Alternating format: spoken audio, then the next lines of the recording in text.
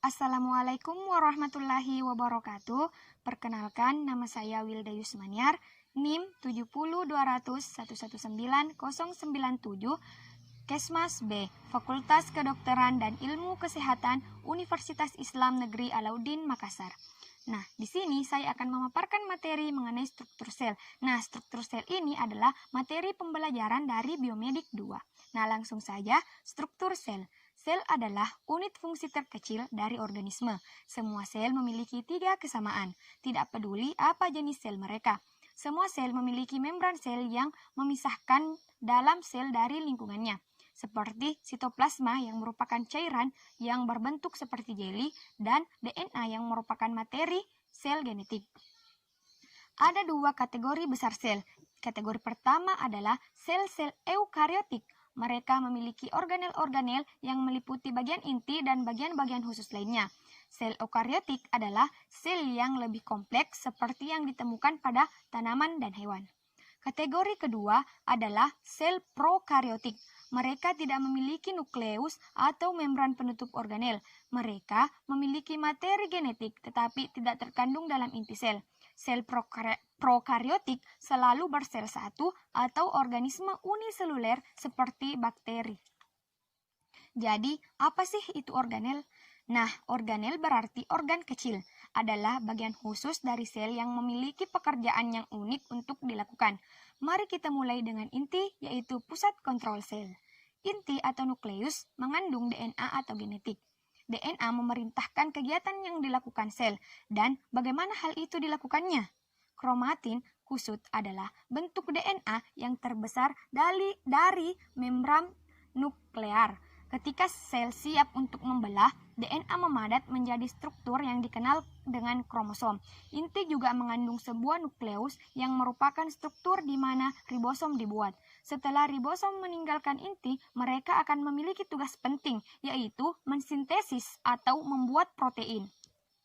Di luar inti ribosom dan sisa organel melayang di sitoplasma yang merupakan cairan seperti jeli. Ribosom dapat berjalan bebas di sitoplasma atau melekat pada retikulum endoplasma atau kadang-kadang disingkat dengan RE. Nah, RE itu terbagi atas 2 jenis. Yang pertama adalah RE kasar memiliki ribosom yang melekat padanya dan RE halus yang tidak memiliki ribosom yang melekat padanya. Nah, apa sih itu RE?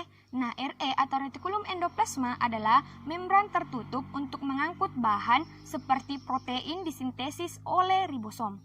Protein dan bahan lainnya muncul dari retikulum endoplasma melalui vesikula kecil, di mana aparatus Golgi atau disebut dengan badan Golgi menerima mereka. Protein bergerak melalui badan Golgi. Mereka diubah menjadi bentuk yang akan atau dapat digunakan oleh sel.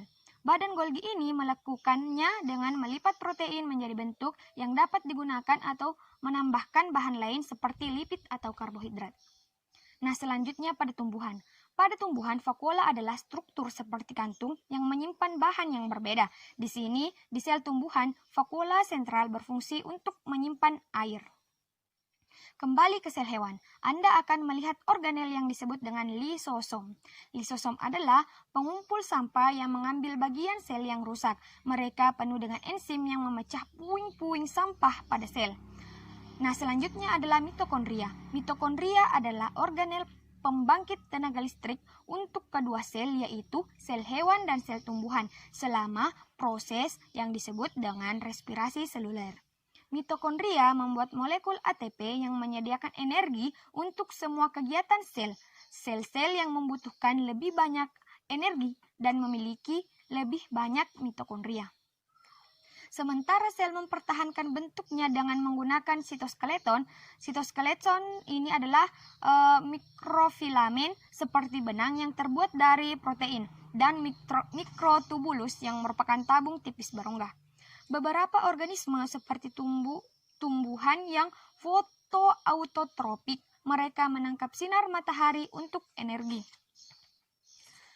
Sel tumbuhan memiliki organel yang disebut dengan kloroplas. Kloroplas merupakan tempat di mana terjadinya fotosintesis. Fotosintesis ini berwarna hijau karena memiliki pigmen hijau yang disebut dengan klorofil. Sel tumbuhan juga memiliki dinding sel di luar membran sel. Mereka sebagai pendukung, bentuk, dan melindungi sel tanaman, sedangkan pada sel hewan tidak memiliki dinding sel.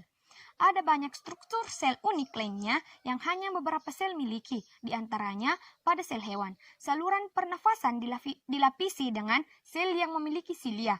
Terdapat rambut mikroskopis yang dapat bergerak seperti gelombang. Fitur ini membantu perangkap untuk menghirup partikel di udara dan mengeluarkan mereka ketika kita sedang batuk. Fitur lain yang unik di beberapa sel adalah pada sel flagela. Beberapa bakteri memiliki flagela. Sebuah flagela seperti ekor kecil yang dapat membantu langkah sel atau mendorong dirinya sendiri. Satu-satunya sel manusia yang memiliki flagela adalah sel sperma. Nah, itulah paparan materi mengenai struktur sel. Lebih dan kurangnya mohon dimaafkan. Wabillahi taufiq wal hidayah. Wassalamualaikum warahmatullahi wabarakatuh.